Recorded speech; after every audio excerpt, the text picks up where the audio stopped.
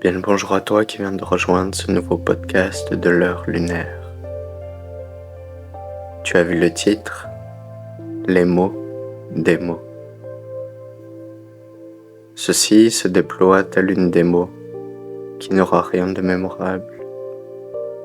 Je ne suis qu'un être individuel, évidemment, qui s'exprime à toi en ce jour. Étienne, 25 ans. Un maigre quart de siècle à son compteur.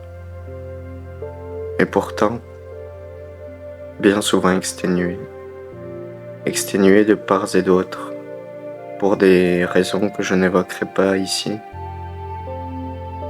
Les mots en font partie, d'où le titre, les mots des mots.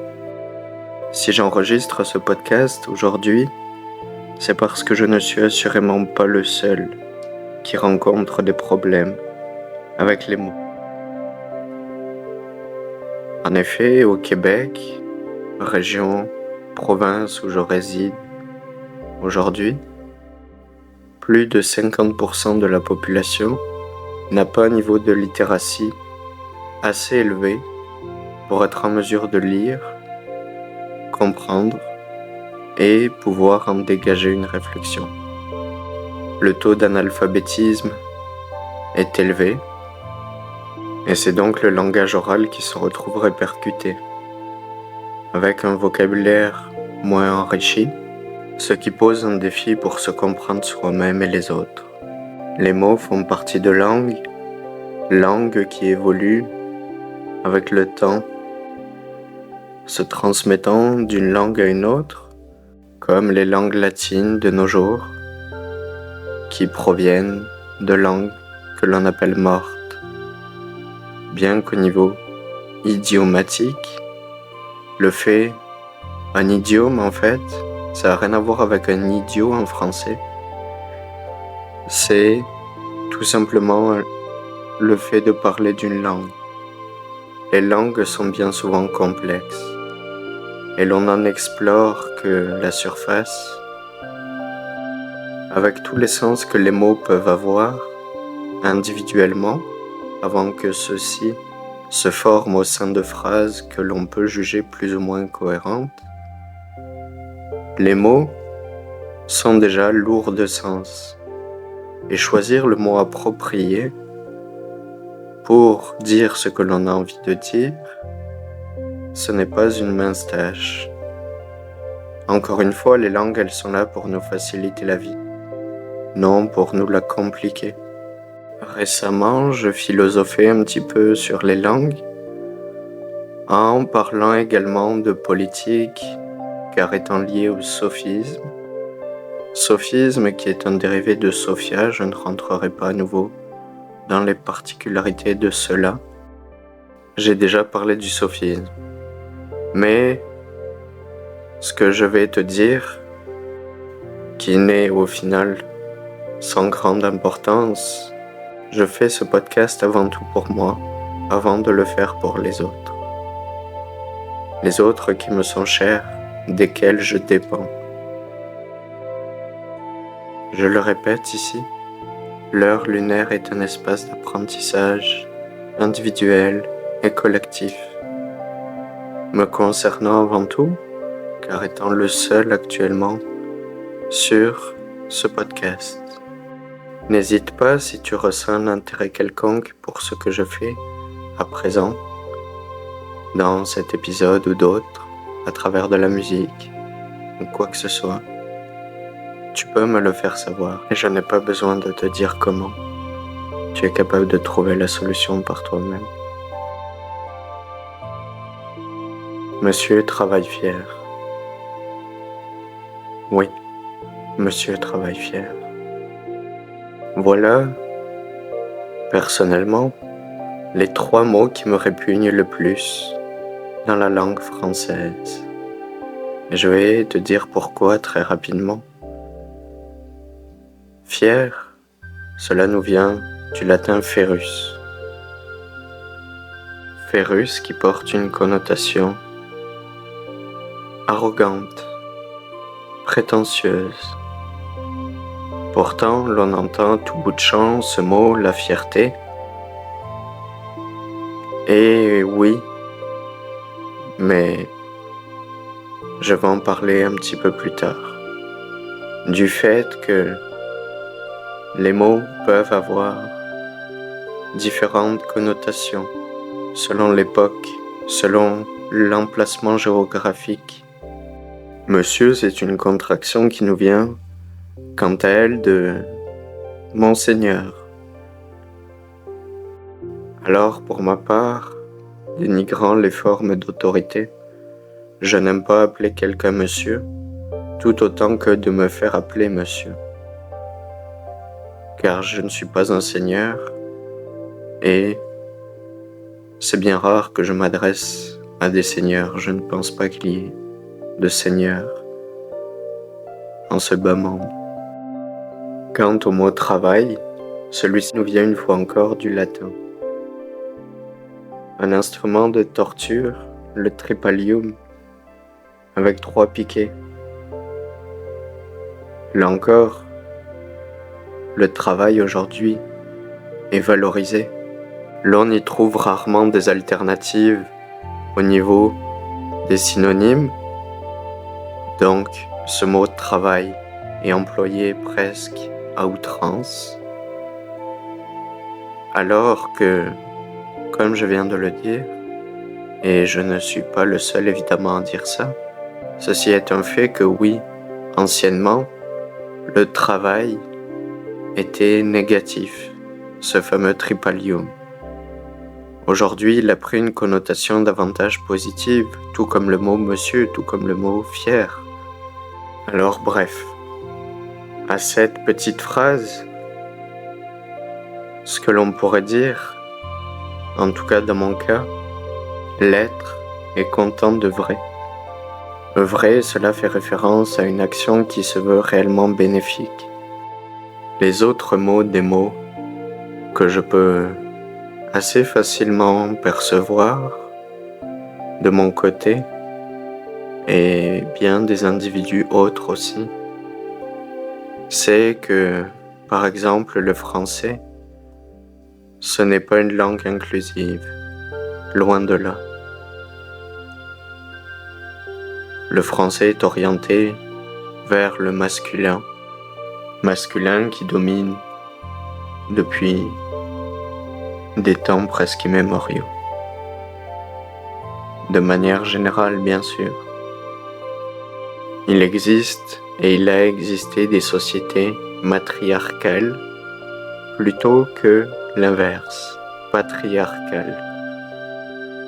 Je doute que l'on puisse se défaire complètement de notre passé, puisqu'il continue de nous affecter dans le présent, et que s'il nous affecte dans le présent, le futur s'en verra lui aussi modifié.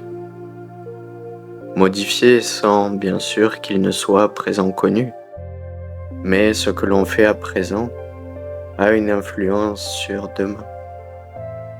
C'est logique.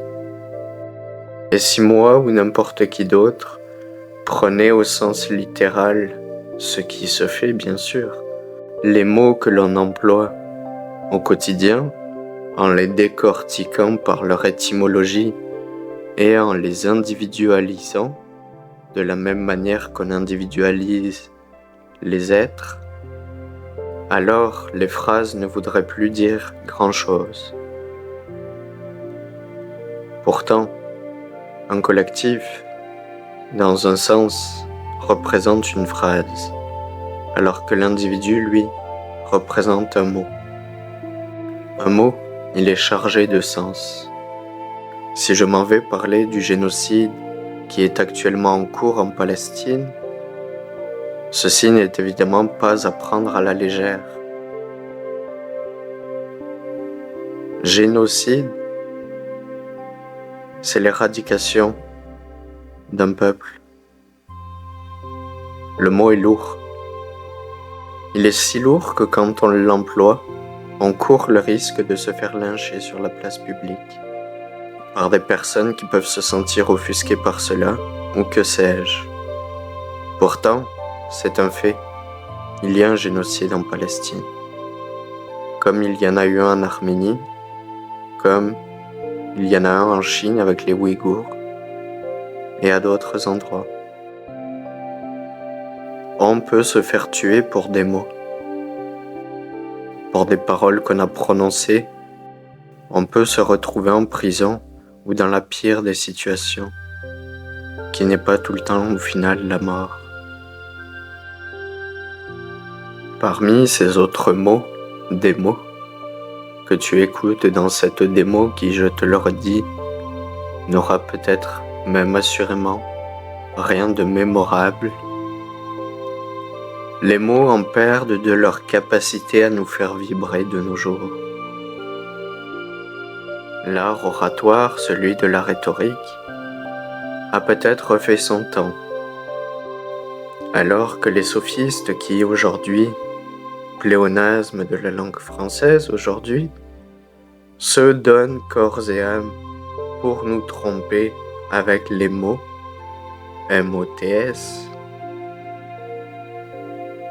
Cela en vient générer d'innombrables mots, M-A-U-X. Pourtant, je pense que les babines ne suivant pas tout le temps les bottines, c'est-à-dire que les mots n'étant pas tout le temps en cohérence avec les actions, ce qui s'observe d'autant plus avec cette caste politique, les mots en ont perdu de leur valeur.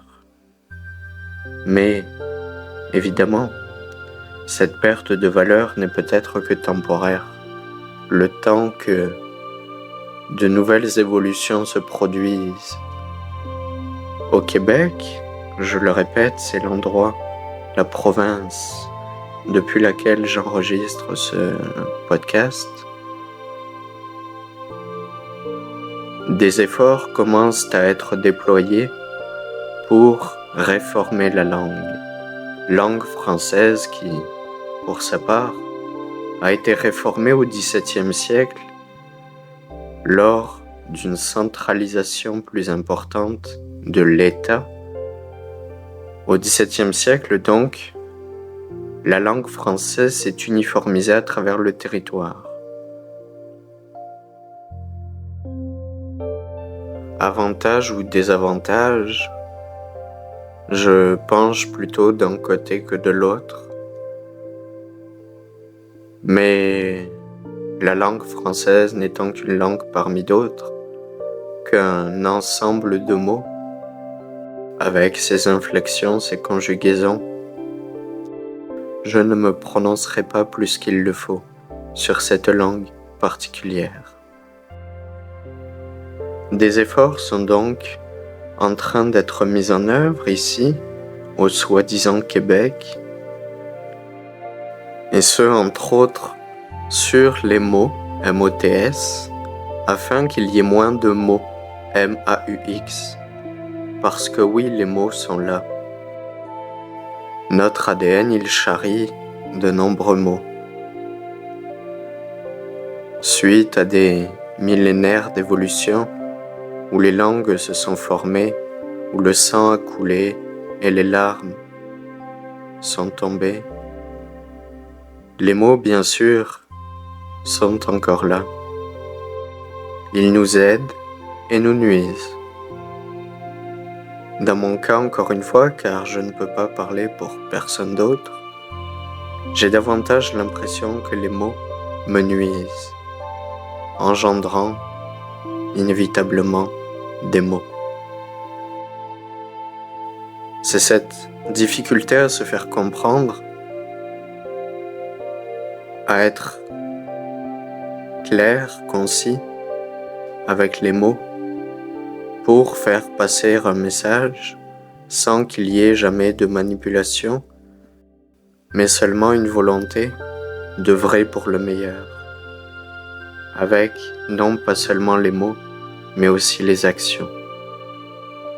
Et c'est là-dessus qu'aujourd'hui je te laisse. Encore une fois, aujourd'hui, N'oublie pas, pléonasme de la langue française.